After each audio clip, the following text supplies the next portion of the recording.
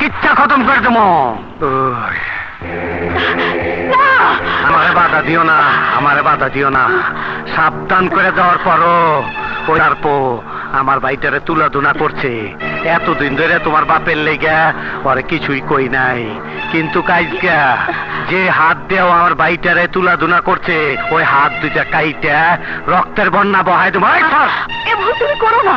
তাইলে কি হাত পা গুটাইয়া বইসা থাকুম?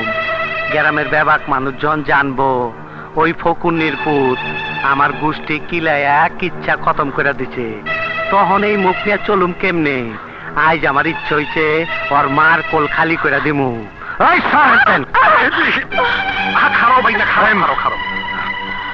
না, আমি আজকে ওর কিচ্ছা খতম করে দিব।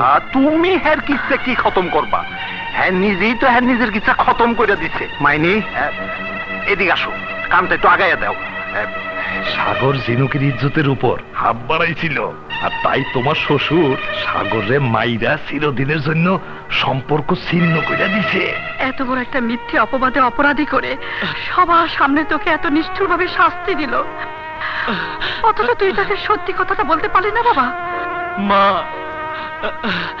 মানুষ অল্প শোকে কাতর আর অধিক শোকে পাথর হয়ে যায়। মেম সাহেব নামের ওই ঝিনুক আমাকে পাথর বানিয়ে দিয়েছিল, আর তাই কোনো কথা বলার শক্তি আমার ছিল না মা, ছিল না। তোর খুব কষ্ট হচ্ছে? না মা, কষ্ট আমার শরীরে না, কষ্ট আমার মনে। কারণ এতটা বছর যাকে না দেখে এক মুহূর্ত থাকতে পারিনি, আজ থেকে তাকে না দেখে বাকি জীবনটা কাটাতে হবে। কেন? তুই প্রতিদিন গোপনে গিয়ে হুজুরকে দেখে আসবি? এ হয় না মা, যত কষ্টই হোক ওনার ভুল না ভাঙা পর্যন্ত আমি চৌধুরী বাড়ির ধারে কাছেও যাব না। তবে মেম সাহেব কেন আমার সাথে ছলনা করে আমাকে দোষী বানালো তা আমাকে জানতেই হবে। কারণ জানতে চাও? মনে পড়ে না তোমার বাবার জন্য অবুঝ বয়সে আমি আমার মাকে হারিয়েছি, অকালে তার আদর স্নেহ মায়া মমতা থেকে বঞ্চিত হয়েছে। তোমার জন্য আজ এতটা বছর ধরে আমার বোনের সাথে বাবার সম্পর্ক ছিন্ন হয়ে আছে, অথচ আমার মায়ের খুনির ছেলে হয়েও বাবার কাছে তুমি আমার চাইতেও বেশি অধিকার নিয়েছিলে।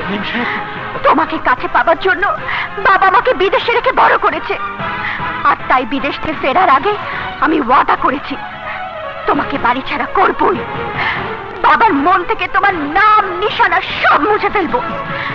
সেই ওয়াদা আজ আমি পূরণ করেছি। এবার মায়ের হত্যার বদলা নিয়ে আমি আমার শেষ আশা পূরণ করব।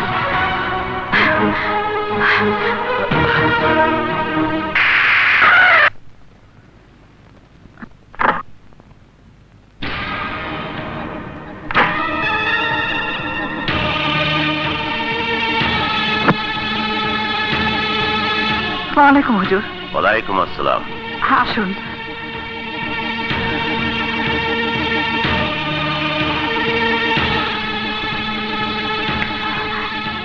থাক থাক, ঠিক আছে ঠিক আছে, বসুন হুজুর। হ্যাঁ। আপনার আসার কি দরকার ছিল? খবর দিলে আমিই তো যেতাম। ইয়ে মানে সাগর। ওর কথা বাদ দাও, আমি ওর জন্য আসি নাই। বলো টাকা আনতে যাওনি কেন? মানে? তুমি জানি তা তো কি, আমি আমার কর্তব্য পালন করেই যাব। এই নাও। ইয়ে মানে লাগবে না। কেন? ছেলের সাথে সম্পর্ক ছিন্ন করছি সেই ক্ষোভে? হ্যাঁ, কারণ আপনি যাকে কোলে পিঠে করে গড়ে তুলেছেন সে এমন কোনো ভুল করতে শেখেনি যাতে আপনি মনে কষ্ট পাবেন। আর কেউ না জানুক, আমি তো জানি ও কোনো অপরাধ করেনি। তারপরও ভুল বুঝে আপনি তাকে যে শাস্তি দিলেন, আপনার সেই ভুল না ভাঙা পর্যন্ত আমি না খেয়ে মরে যাব, তবু আপনার কোনো সাহায্য নেব না। চুপ করো। যা আমি নিজের চোখে দেখছি, তুমি বাবুলার ছেলের কথায় বিশ্বাস করে তা অস্বীকার করতে পারো, কিন্তু আমি পারি না। বলো টাকা নিবা কিনা? মাফ করবেন হুজুর, আমি টাকা নিতে পারবো না।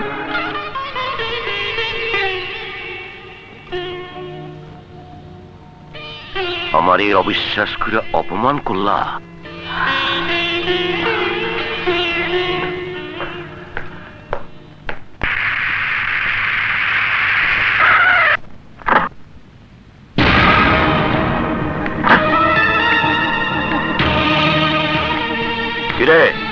সবাই এখানে দাঁড়িয়ে আছোস কেন? বড় মেম সাহেব আর জামাই বাবু তার আত্মীয় স্বজনদের নিয়ে এসেছেন। হুজুর, এই এই মনে হয় ডালুর সাথে ছোট মেম সাহেবের।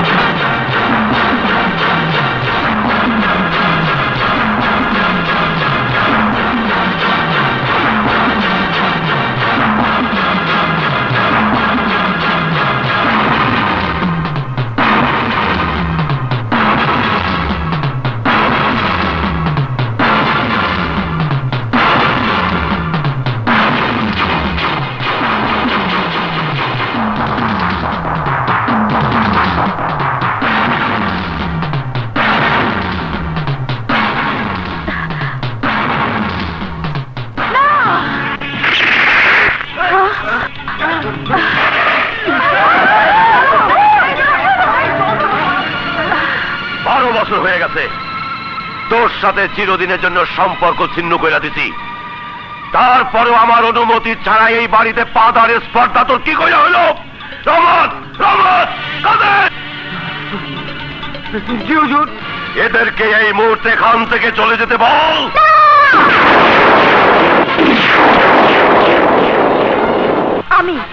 আমি ওনাদেরকে আসতে বলেছি, তুমি তাদেরকে অপমান করে তাড়িয়ে দিতে পারো না? তুই কেন কেন আসতে বলছিস? আমার বিয়ের 3 তারিখ ঠিক করার জন্য। কি? তোর বিয়ের ব্যাপারে ও কথা বলার কে? আমার মায়ের মতো বোন, আমারই মতো ও তোমারই মেয়ে। বিয়ার আগে ছিল, কিন্তু এখন পর হয়ে গেছে, তাই না? বাবা, বিয়ে হয়ে গেলেই মেয়েরা বাবা মার কাছে পর হয়ে যায় না? হ্যাঁ, পর হয়ে যায়। আর কেউ না হোক, ও আমার পর হয়ে গেছে, পর হয়ে গেছে। এখনো সময় আছে, ওদেরকে চলে যেতে বল। আব্বাজান, আমরা এমন কি অপরাধ করছি যে আপনি ইচ্ছা হয়েছে আপনি কিচ্ছা খতম করে দিচ্ছেন? খবরদার, তুমি আমাকে আব্বাজান বলে ডাকবে না, তাতে আমার সম্মানে আঘাত লাগে। খুব তো সম্মান নিয়ে বড়াই করছেন, অথচ যে আপনার ছোট মেয়ের ইজ্জতের উপর হাত বাড়িয়ে আপনাকে অসম্মান করেছে তাকে কি উপযুক্ত শাস্তি দিলে না? সেইটা আমার ব্যাপার, তুমি বলার কে? আপনার মাইয়া আমার আত্মীয়, তাই ওর ভালো মন্দর ব্যাপারে আমার বাইটারও কথা কর অধিকার আছে। না, ঝিনুকের ব্যাপারে তোমাদের কারো কিছু বলার অধিকার নাই। আছে তালু সাহেব, আছে, কারণ ও আমার হবু বধূ, আর তাই ওকে বধূ করে ঘরে তুলে নেবার দিন তারিখ ঠিক করতে এসেছি। চুপ! ফের এই কথা উচ্চারণ করলে জিভটা টাই না ছিল। যেদিন একজনের তোমাদের ঘরে তুলে দিচ্ছি, সেই দিনই আমার সংসারের সুখের প্রদীপটা নিভা গেছে। বাপ হয়ে মেয়েরে ত্যাগ করছি, তারপর আবার সম্পর্ক করব কি করে ভাবলাম? আমি এখনো মিলা যাই না যে ওর ভালো মন্দ বোঝার কেউ নাই। কবে, কোথায়, কখন, কার সাথে ওর বিয়ে হবে সেই সিদ্ধান্ত আমি নেব। আমার বিয়ের ব্যাপারে আমার সিদ্ধান্ত চূড়ান্ত। কি? তাইলে তুই আরে বিয়ে করতে চাস? হ্যাঁ, মানে বুবু আছে, তুমি যদি রাজি না হও তাহলে তার মতে আমি বিয়ে করব। কিন্তু আমি বাইচা থাকতে তোদের আশা কোনোদিনই পূরণ হবে না। কেন হবে না? আমার বিয়ে আমার মতামতেই হবে, তুমি বাধা দিয়ে রাখতে পারবে না। ভুলে গেছিস কার সাথে কথা বলছিস? উনি তোর জন্মদাতা, উনি রাজি না থাকলে তোর এই বিয়ে হবে তাতে কি করে ভাবলি? আমেরিকা থেকে লেখাপড়া শিখে এসেছিস বলে তুই নিজেকে কি মনে করছিস? বাবার সাথে তর্ক করতে তোর এতটুকু বুক কেঁপে উঠলো না?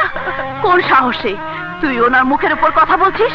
সে তোকে কতটুকু ভালোবাসে আজ পর্যন্ত বুঝতে পেরেছিস? এই পৃথিবীতে এখন তুই তার একমাত্র আপনজন। তোর কিছু হলে উনি বাঁচবেন না, তুই তা বুঝিস না। বাবা, আপনি আমাকে মাফ করে দিন। মা নেই, আপনিও দূরে সরে আছেন, একমাত্র ঝিনুকের মাঝেই আপনাদের হারানো ব্যথা ভুলে আছি। ওর বিয়ে হওয়ার পর ও যদি দূরে কোথাও চলে যায় তাহলে আপন বলতে আমার আর কেউ থাকবে না। আর তাই ওকে কাছে রাখার জন্য আমি এই বিয়েতে মত দিয়ে আপনার মতামত দিতে এসেছিলাম, কিন্তু বুঝতে পারছি আমি ভুল করেছি। আপনি আমাদেরকে ক্ষমা করে দিন। আমরা আসি। মনে রাখিস, ফের যদি এই ধরনের কোনো ভুল করিস আর আমার সংসারে কোনো ব্যাপারে মাথা ঘামাইস, তাহলে ক্ষমা নামের শব্দটি আমার মন থেকে উঠে যাবে। আর আসি বলছিস কেন?